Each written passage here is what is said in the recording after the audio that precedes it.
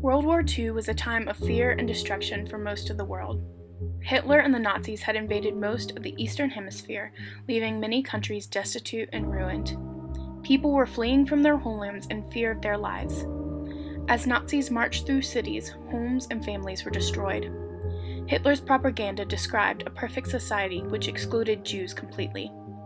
This perfect utopia society would be one of power and beauty, both of which Hitler dictated and defined by his preferences. What sparked such a hatred inside of Hitler for the Jewish people? Hitler from a young age aspired to be an artist. He wanted to pursue his career in art and applied to the Academy of Fine Arts Vienna. Made up of mostly Jewish scholars, the board of the school rejected Hitler both in 1907 and 1908. Hitler's dream was crushed, and he was furious, creating a deep hatred for those he felt were responsible, the Jews. He then decided Jews were weak and not superior enough to be a part of his utopia society. Many people know World War II as a time of war, where destruction ran rampant. However, there is more to the story of World War II, the untold story of art, politics, and power. Because of Hitler's love for art and power, World War II was a ploy for Hitler to gain power and steal art he saw as Germanic, or what he just so happened to appreciate enough to loot. Art was taken from galleries, museums, and even personal family collections. Jewish collectors many times were targeted. Hitler would never say he looted art. Instead, he would create false documents or threats against the people and their families. Jews became an easy target. Because Hitler had stripped them of all of their freedoms and rights, they were stripped of everything, from their own personal possessions to family heirlooms. They had no ownership and were viewed as an insignificant and worthless race.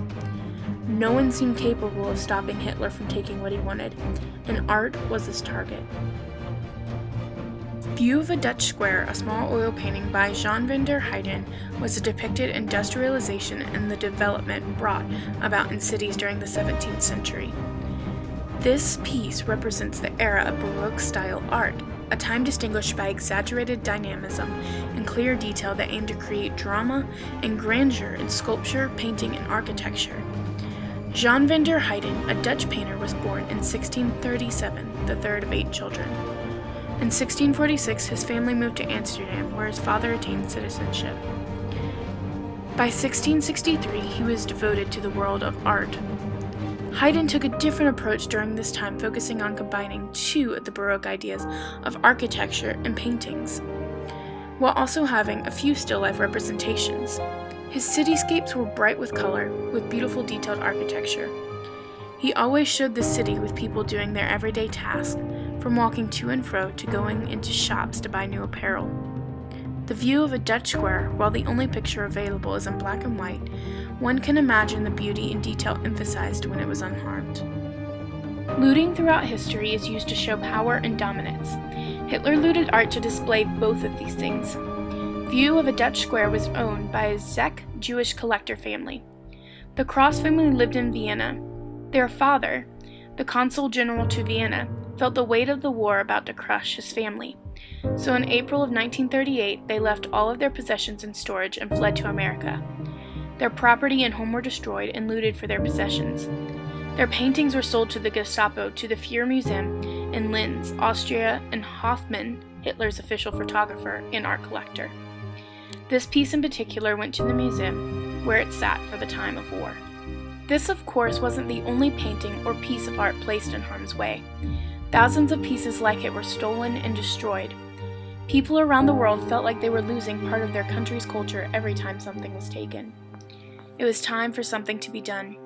Towards the end of war, about a dozen men were assigned to one of the most influential jobs of World War II, saving culture and art and history. The Monuments Men were a group put together by the American Allies to stop any further damage from happening and safely returning already damaged and stolen art. They split up into different parts of the Eastern world, searching for the looted art. By the end of their quest, they successfully recovered and saved thousands of paintings, drawing, architectural buildings, and sculptures. While being wildly successful in their journey to save culture, not all details worked out perfectly. Many paintings were never recovered. Part of the monument's job was returning the pieces to their rightful owners. For most Jewish families, it was very hard to be able to claim the rightful ownership of their art. Not only was art stolen from them, at the time they didn't have any rights. Since the time it was taken, the view of a Dutch square remained in the museum in Linz. After the war, the painting was supposed to be returned to its rightful heirs. However, the Bavarian State Gallery sold it back to von Schirach for 300 Deutschmark to the Xanten Cathedral Association, where it remained on display until 2011. Since then, the painting has been brought into the spotlight because of the great-grandson of Cross's, John Krajewski, who has been seeking to obtain the family's collection. For years, he has been trying to retrieve the painting without any luck. On June 28, 2016, the Bavarian State Paintings Collection avoided the allegations against them, saying that the painting they obtained has been resisting, restituted stolen art, and pledged a commitment to fair and just solutions. View of a Dutch Square is one of the many paintings that make us stop and reflect how art has molded our society, past and present. After World War II, when the art was being distributed to its rightful owners, many pieces found their way into museums around the world before being properly returned.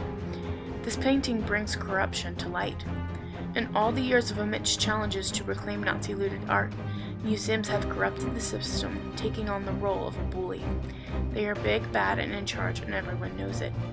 People fighting for paintings find it hardest to get them from museums, and the ones who do fight make themselves the enemy of a bully.